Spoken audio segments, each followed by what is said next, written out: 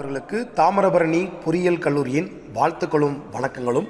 பேசிக் ஃபிசிக்ஸில் காஸ்மாலஜிங்கிற தலைப்பின் கீழே பார்த்து வருகிறோம்.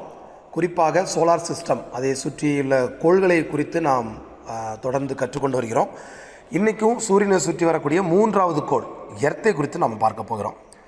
சூரியனை சுற்றி வரும் மூன்றாவது கோள் மற்றும் லார்ஜஸ்ட் டெரஸ்ட்ரியல் பிளானட் அப்படின்னு நம்ம பூமியை சொல்லலாம். இது ரொம்ப ஸ்பெஷல் அப்படின்னு பார்த்தீங்கன்னா நீல நிறத்தில் இருக்கக்கூடிய ஒரு கோள் மட்டுமல்ல, நாம் வாழக்கூடிய ஒரு அற்புதமான ஒரு கோள். பிகாஸ் மற்ற எந்த கோள்களையும் இல்லாத ஒரு தனிச்சிறப்பு இங்கே இருக்கிறது.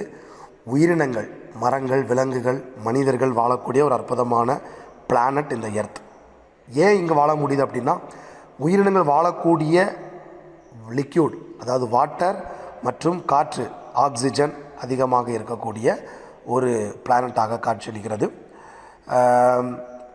ஆக்சிஜன் ரொம்ப ரிச்சாக நம்ம அட்மாஸ்பியரில் இருக்குது. மட்டுமல்ல, இதற்கு பெயர் எர்த் அப்படிங்கிற பெயர் பொதுவாக இங்கிலீஷிலிருந்து லேண்ட் என்ற ஒரு பதத்திலிருந்து வந்ததாக விஞ்ஞானிகள் கூறுகிறார்கள்.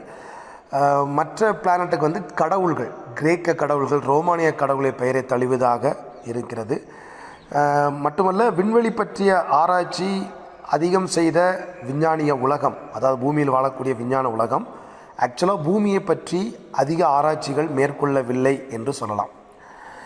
இந்த படத்தில் பார்க்குறீங்க, எர்த்தோடைய இன்டர்னல் ஸ்ட்ரக்சர் எப்படி இருக்கும் அப்படின்னு பார்த்தீங்கன்னா, அது ஒரு பியோர் அயன் மற்றும் நிக்கல் இதனால் ஆன ஒரு ஸ்ட்ராங்கான ஒரு பிளானட்டாக இருக்கிறது. மட்டுமல்ல, இதற்கு மையப்பகுதியிலே போக போக டெம்பரேச்சர் அளவுக்கு அதிகமாக இருக்கிறது மற்றும் ப்ரெஷர் அதிகமாக இருக்கிறது.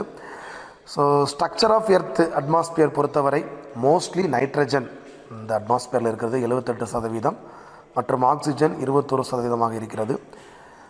ரீசெண்டாக நம்ம எர்த் அதிகமாக ஹீட் ஆகுது. காரணம் green house effect, global warming மூலமாக இன்று பனிப்பாறைகள் அதிகமாக உருகிறது நிமித்தமாக இன்று நீர்ப்பரப்புகள் இன்னும் அதிகமாக வாய்ப்புகள் இருக்கிறது.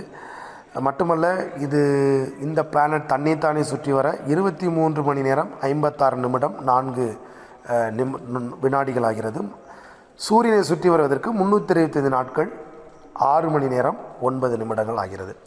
அடுத்த காணொளியில் செவ்வாய் கிரகத்தை குறித்து நாம் பார்க்க போகிறோம். தேங்க்யூ.